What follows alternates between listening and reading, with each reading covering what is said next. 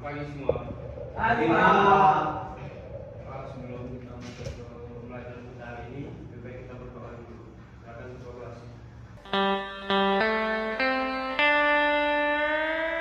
Baiklah, sebelum kita memulai pembelajaran kita hari ini, alangkah baiknya kita berdoa, menurut agama kita masing-masing. Doa dimulai. Doa selesai. Maka kita nyanyi lagu nasional dulu untuk ketua kelas pemimpinnya. Baiklah, semuanya silakan berdiri. Dapat menyanyikan lagu Garuda Pancasila. 1, 2, 3, ya. Garuda Pancasila, akulah pendukungmu. Patriot proklamasi, sedia berkorban untukmu. Pancasila dasar negara, rakyat adil makmur sentosa, pribadi bangsaku. Ayo maju, maju, ayo maju, maju, ayo maju, maju. Oke, silakan duduk semua. Pak, sebelum kita mulai pembelajaran kita hari ini, Pak absen dulu. Hari Hidayat, Ayo Pak. Angga, Ayo Pak. Mikael, Peter, Ayo Pak. Christian. Ayo Pak. Oke, untuk materi kita yang pertama itu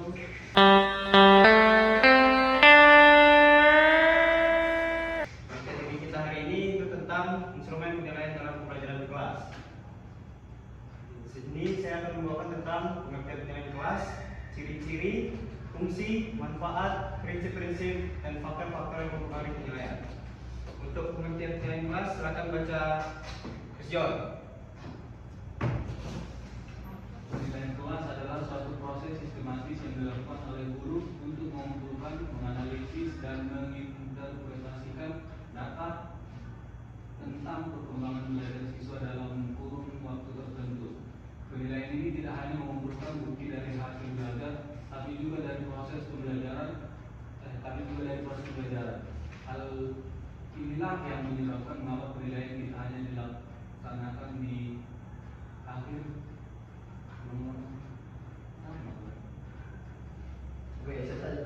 Oke, silakan Peter. Tadi sampai di hal inilah yang menyebabkan mengapa penilaian tidak hanya dilaksanakan di akhir dan di awal pembelajaran, tapi juga dilaksanakan bersamaan dengan pelaksanaan pembelajaran. Oke, di sini penilaian ini tidak hanya mengumpulkan dari bukti dari hasil belajar saja, tapi juga menyebabkan mengapa penilaian tidak hanya dilaksanakan di akhir dan di awal, tapi juga dilaksanakan bersamaan dengan pelaksanaan pembelajaran. Selanjutnya itu ada ciri-ciri penilaian dalam pendidikan, yaitu adalah variatif. Nah, variatif ini itu menggunakan berbagai bentuk dan metode yang tertulis, proyek, presentasi, portofolio, dan observasi. Yang dimana juga contohnya itu selain tes tertulis, guru juga menilai kemampuan dari siswa dalam bentuk diskusi dan kerja kelompok.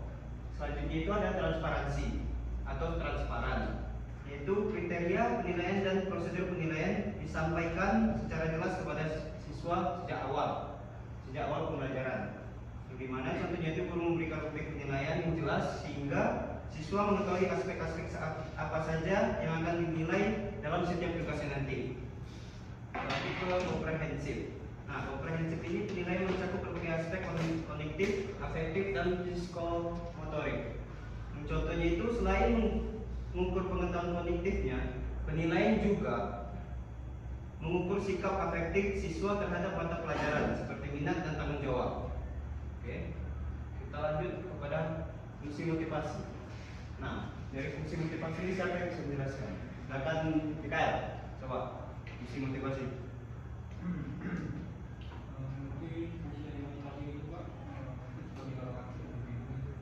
Ya, betul. Seperti dorongan siswa terhadap bisa menjadi lebih baik lagi untuk kedepannya, dan juga menjadikan bahwa pembelajaran itu sebagai kebutuhan mereka untuk mendapatkan nilai yang bagus.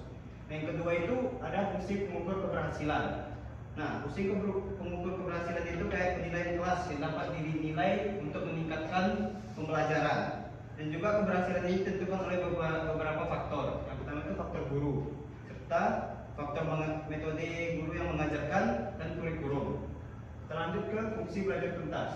Nah, fungsi belajar tuntas itu menjadikan fokus dan perancangan materi yang disampaikan oleh guru dalam melakukan penilaian. Dan juga guru di sini menilai di mana kemampuan siswa yang belum bisa mereka kuasai.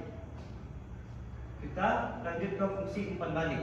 Nah, di fungsi umpan balik ini adalah hal yang bermanfaat bagi siswa agar mereka tahu kelemahan apa saja yang ada di dalam diri mereka dalam mencapai kemampuan yang mereka harapkan.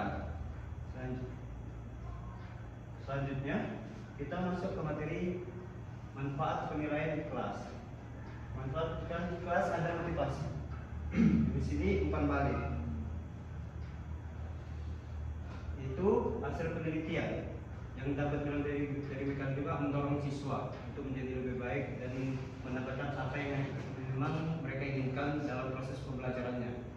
Selanjutnya ada umpan balik. Nah, di umpan balik ini yaitu penilaian memberikan informasi mengenai kekuatan dan kelemahan siswa sehingga mereka dapat memperbaiki diri mereka, menjadikan diri mereka menjadi lebih baik lagi dari sebelumnya. Lanjut ke pemahaman diri. Pemahaman diri ini melalui penilaian siswa yang dapat memahami gaya belajar mereka dan menyesuaikan strategi belajar yang lebih efektif untuk mereka pahami dan juga untuk mereka melakukan jika ada penugasannya nanti. Selanjutnya ada persiapan masa depan. Di persiapan masa depan ini, penilaian dapat menjadi simulasi dari ujian-ujian yang lebih besar di masa depan sehingga siswa terbiasa dengan tekanan dan format penilaian. Lanjut ke prinsip. Nah,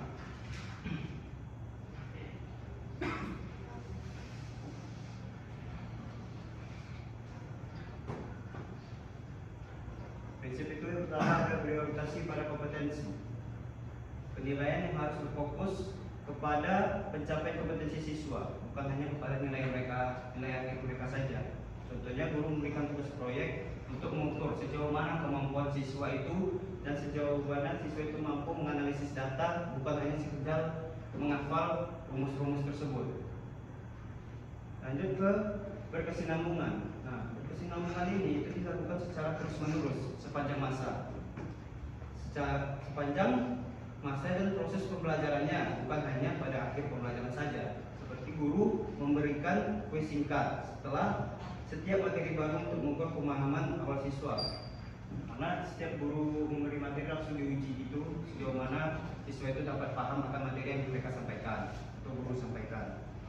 Kita lanjut ke memberi umpan balik. Hasil penilaian digunakan untuk memberikan umpan balik yang konstruktif kepada siswa agar mereka dapat memperbaiki diri. Di sini guru memberikan komentar terhadap tertulisnya pada setiap tugas siswa untuk menjelaskan di mana kelebihan mereka dan di mana kekurangan mereka. Selanjutnya itu ada menyesuaikan dengan kebutuhan siswa. Nah, di sini kebutuhan siswa itu penilaian disesuaikan dengan karakteristik dan kebutuhan belajar setiap siswa. Di mana guru memberikan tugas yang berbeda-beda tingkat kesulitannya untuk mengakomodasi perbedaan dan kemampuan siswa tersebut. Kita lanjut ke faktor. Faktor itu ada 4. Itu faktor alat penilaian. Di sini faktor alat penilaian itu yang sangat menentukan keberhasilan sebuah penilaian adalah valid dan reliable. Validitas dan reliabilitas suatu alat evaluasi yang dapat ditentukan melalui pengukuran tingkat validitas dan reliabilitas dengan menggunakan bantuan statistik. Selanjutnya ada faktor yang dinilai. Nah, faktor yang dinilai ini ada 2 macamnya, yaitu kondisi fisik peserta didik pada saat ujian berlangsung dan juga kondisi kejiwaan peserta didik pada saat ujian. Seperti kondisi fisik itu, seseorang yang mempengaruhi orang tersebut dalam melakukan semua aktivitasnya. Misalnya seseorang siswa yang sakit perut, lalu terganggu akan memori atau ingatannya, jadi dia tidak fokus untuk menjawab ujian-ujian atau soal-soal yang diberikan oleh guru. Nah, yang kedua ada kondisi kejiwaan, yang dimana jika siswa tersebut sakit hati misalnya karena dimarahi oleh orang tuanya, karena perkataan orang tuanya yang tidak akan dapat menjawab dengan baik soal tersebut karena dia selalu terpikir apa salahnya terhadap orang tuanya karena perkataan orang tuanya tersebut. Jadi dari kondisi fisik ini, kejiwaan ini sangat penting untuk kita lihat dari siswa-siswa kita tersebut. Faktor penilaian itu ada faktor subjektivitas, yaitu kebalikan dari objektivitas atau pengambilan keputusan atas nilai seseorang yang tidak sesuai dengan informasi yang diperoleh. Nah, lanjut, itu ada faktor halo efek. Faktor halo efek itu adalah kelemahan yang akan timbul jika penasaran karena pertimbangan jika penasaran terhadap kesan-kesan umum yang baik oleh peserta didik tersebut. Misalnya seseorang penilai terkesan oleh cara berpakaiannya atau penampilan fisik peserta didiknya, lalu kemudian mempengaruhi dia dalam memberikan nilai yang bagus pada aspek-aspek yang lain. Selanjutnya itu ada faktor generosity. Faktor generosity ini ingin seseorang penilai untuk berbuat baik. Misalnya seseorang dalam keadaan ragu-ragu dalam menentukan nilai seseorang anak, maka ia cenderung untuk berbuat baik. Nah, ada faktor kondisi dan situasi. Faktor kondisi dan situasi ini ada faktor pengawasan pada saat penilaian berlangsung. Di sini yaitu pengawasan menjadi faktor yang ingin ikut berpengaruh besar terhadap penilaian, karena ada dasarnya penilaian itu merupakan suatu proses yang mengikuti kemampuan peserta didik secara individual, tapi terkadang peserta didik melakukan kekurangan dalam ujiannya. Lanjut ke faktor kegaduhan ruangan. Nah, di sini ruangan ujian yang baik adalah ruang yang tenang dan yang memungkinkan peserta didik untuk konsentrasi dalam ujian tersebut. Oke, sini materi sudah habis, jadi itu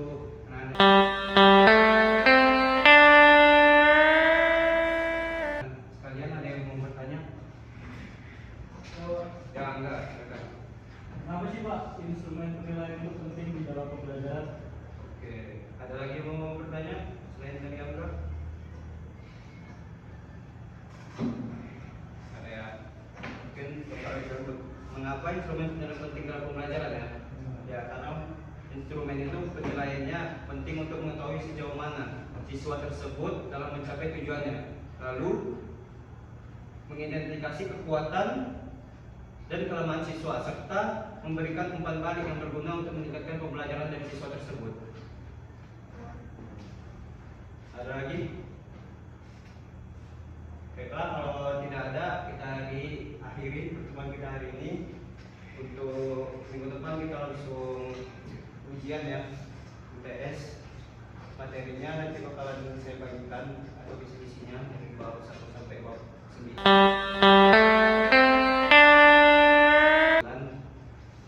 Setelah untuk hari ini, terima kasih atas kehadirannya. Silakan istirahat.